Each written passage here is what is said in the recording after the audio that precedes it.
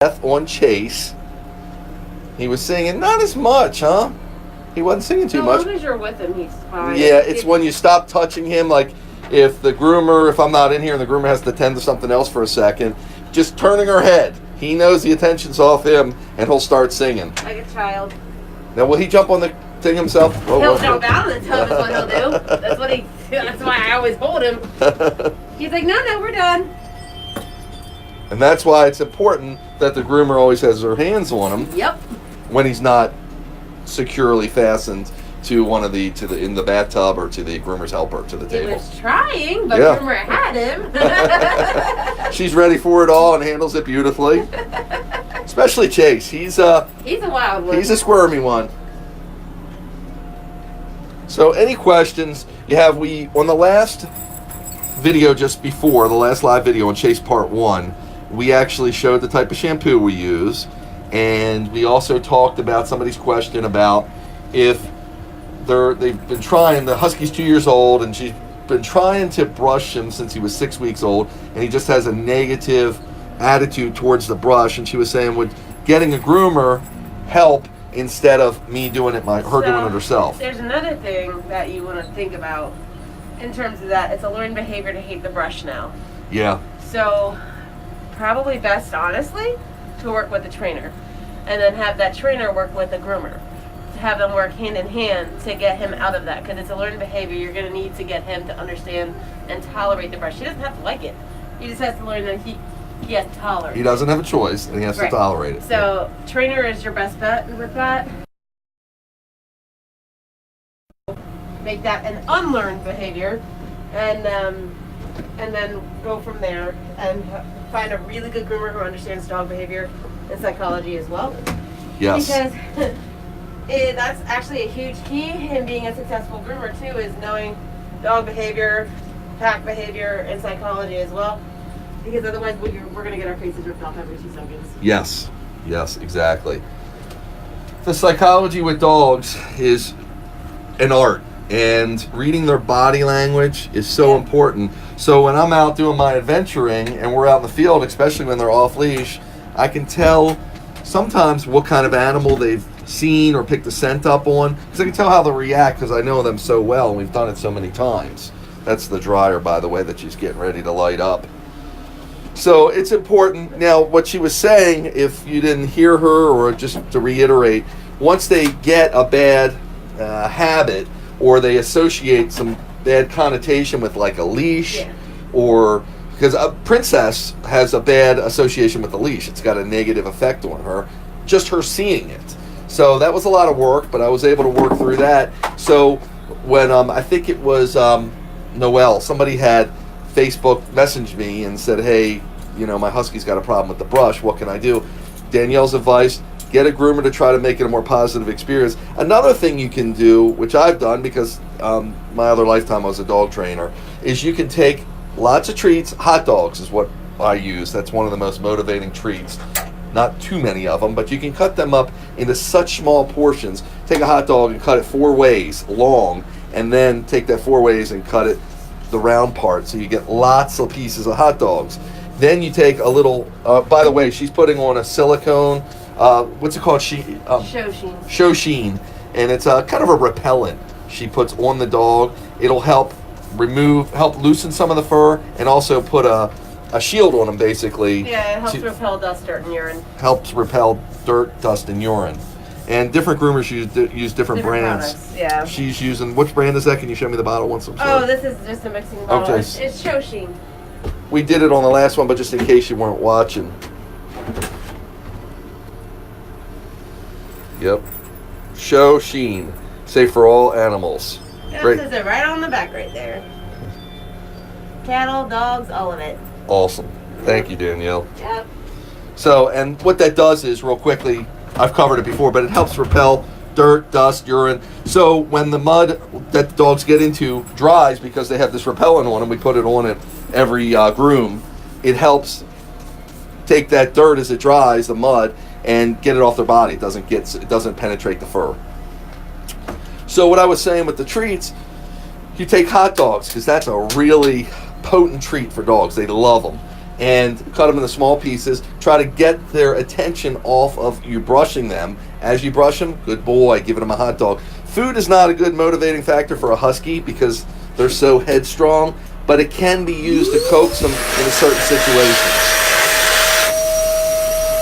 So Danielle is turning the dryer on, as you see. The dryer does not use hot air. It's room temperature. And Chase is shaking it up. I think, Danielle, are you worn out yet? This is my fourth dog for the day. This is her third husky, fourth dog. She did her Chinese Crested, our Chinese Crested. We got a bunch of dogs here. That's why I'm the wolf driver. So she's trying to dry him down to the skin. When she goes to the skin, she looks for knots that might be on the end of the hair. And if they are, they usually will blow out. Sometimes not so much with his coat. She'll actually put a brush through there. She'll point the... You showing how it's clear?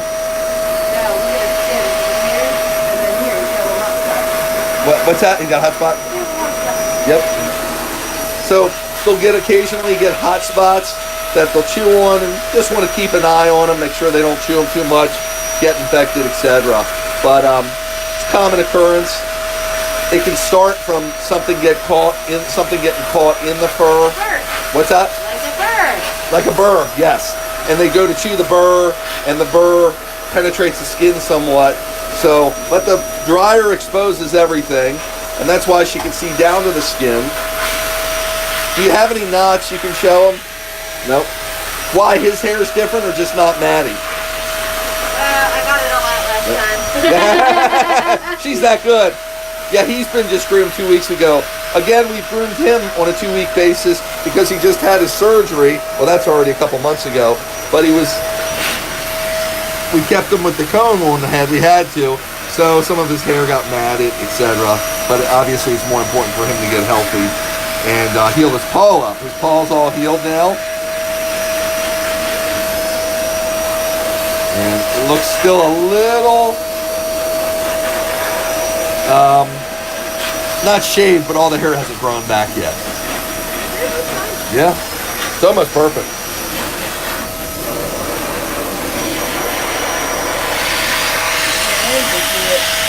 What's that? I used to see it. Yeah, that's where it was. He was a process to heal, to say the least. He's a very mouth-on dog. He wants to chew everything. Everything that's on his body that's not supposed to be there. He's also your most energetic runner. Yeah, the only thing that stops Chase is purging his energy. So when we get him out there to run, and that's true for a lot of huskies, it's just that because of his build, he's what we call a racing weight. I don't keep him at that weight purposely. It's managed because of his activity level. I can give him all the food in the world, he'll still stay the same weight. The only time I've ever was when we had to confine him a little bit to heal his paw.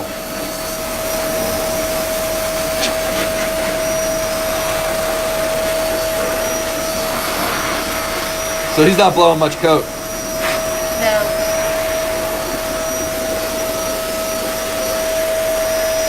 Well, it has to be a certain stage for the hair to let. So let through the blow dry. Yep. Yeah, so there's a little something there. You can take it off. So it's going on my hand. What's that? It's going on my hand. It is going on your hand and you're touching it. Yeah. My good boy. You're a good boy, Casey. He's trying to pluck my own hair. I think it's his hair.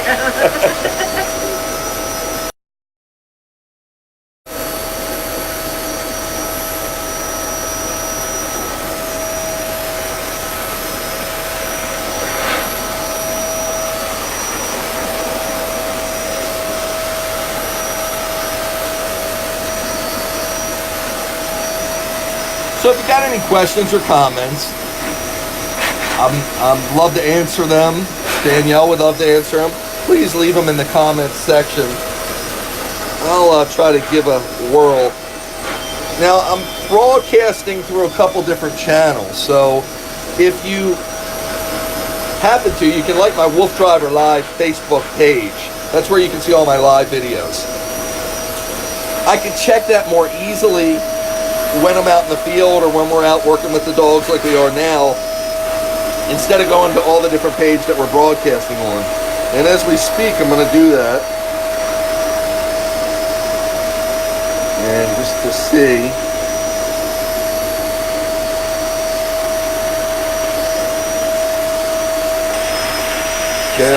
No questions. If you post a question there, I'll be able to answer it. I'll be able to see it sometime during this broadcast. I should be able to. So I'm using a really wide angle lens, and it's giving you a cool view of Chase. He's enjoying the blow dry, as you can see. Yeah, he doesn't mind it. He doesn't mind it at all.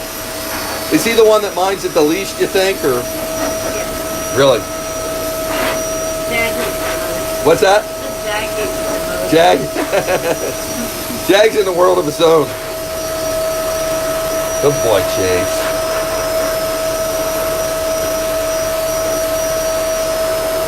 So the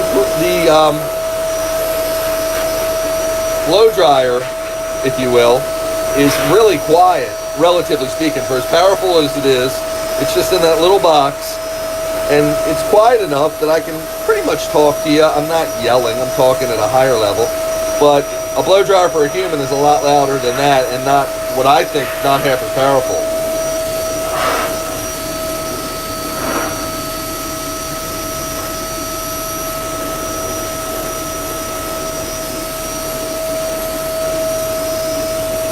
We've got some activities planned for later this week. I won't say them too loud in front of Danielle because she won't want to know they're going to be getting dirty again real soon.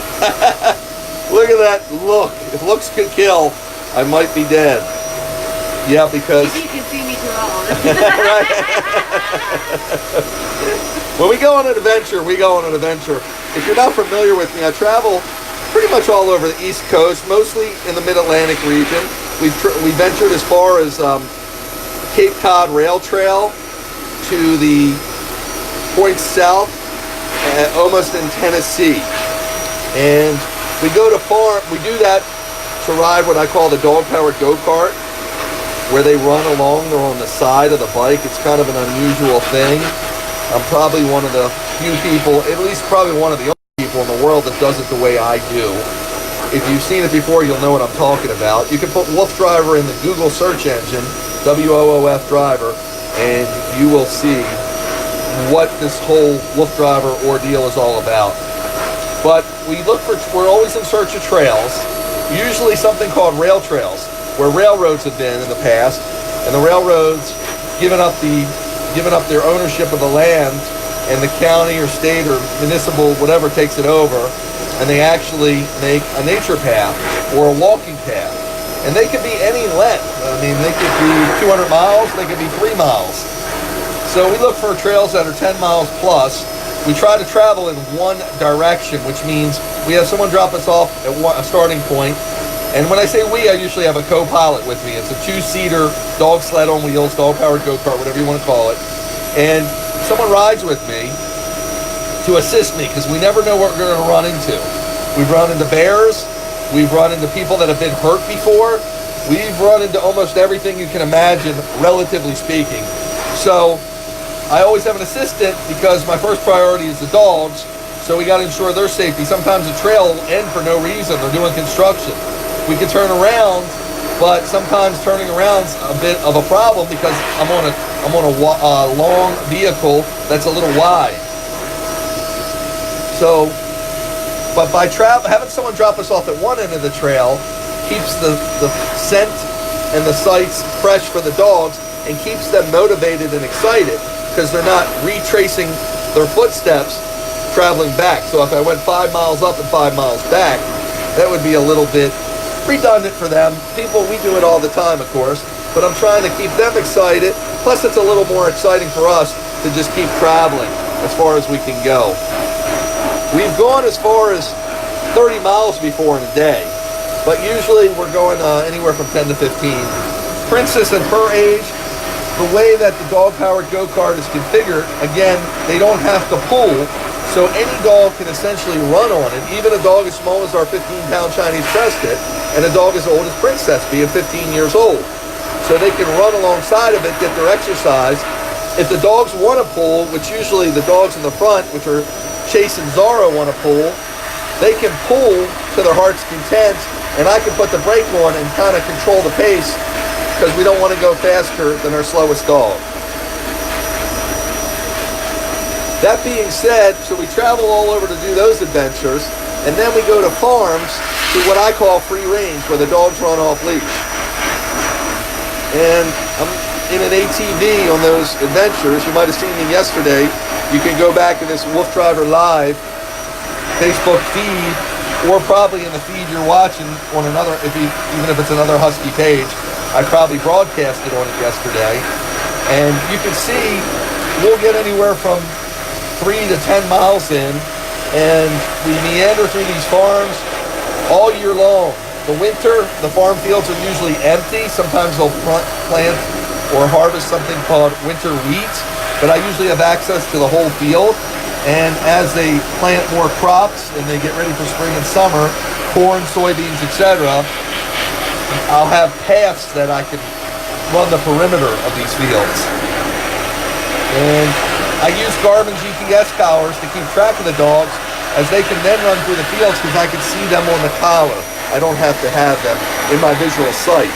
Now, I only let them get at the most a few hundred yards away from me, and they're trained to stop, wait, or come back to me.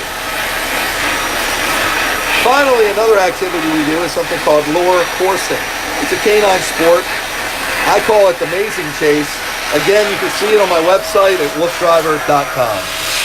Do you know what lure coursing is, Danielle? Yeah. I mean, usually for sight hounds, but I do it for the Huskies. I have my own course we made.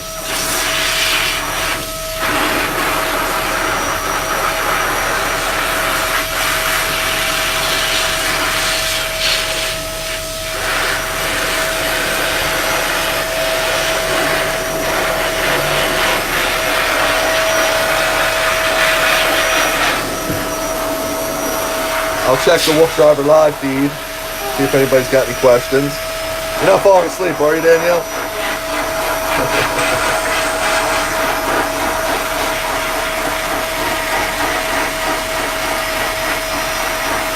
Hi, Lois Strayer. Lois was saying it's bad time for Chase. And she's so right.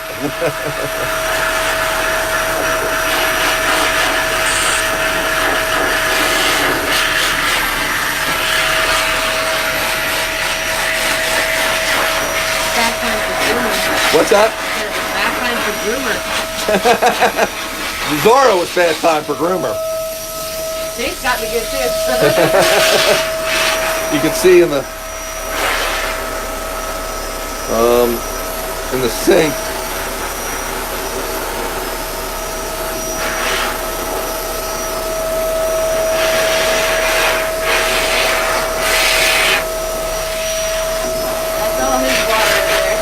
What's that? You saw his water? I was just. Dirty water. That's our adventures for the past 2 weeks. When they get good and dirty, you know I'm doing it right, because that's what Huskies love doing. And I don't discourage it. The only thing I try to discourage is them getting into areas with the birds and the hitchhikers, but that's sometimes hard to do, hard to know where they're at exactly. So it requires us going through their hair and making sure we get off what we can. If you saw our earlier grooms of Princess and Zorro, you could see the way they all mesh themselves into the hair.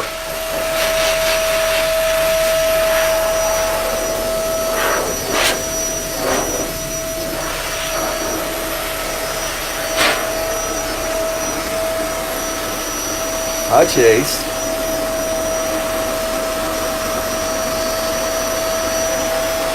Hi, good boy.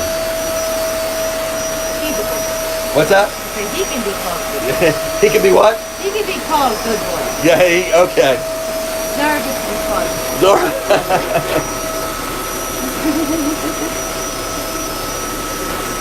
They all have their own personalities. All dogs do. That's why we love them. And they all react different, sometimes predictable in certain situations, but don't ever get comfortable with it, because when you least expect it, they'll act a different way.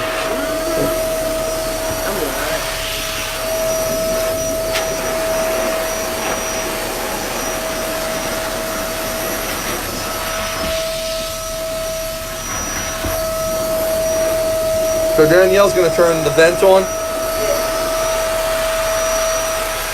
She's going to let it vent. And as she dries him, I'm probably going to end the broadcast and get ready to do Jag's broadcast. So again, if you have any questions or comments, leave them in the comment section where you're watching this live feed, and it should be in the next hour or so. This is Wolf Driver. Thanks for joining Chase. And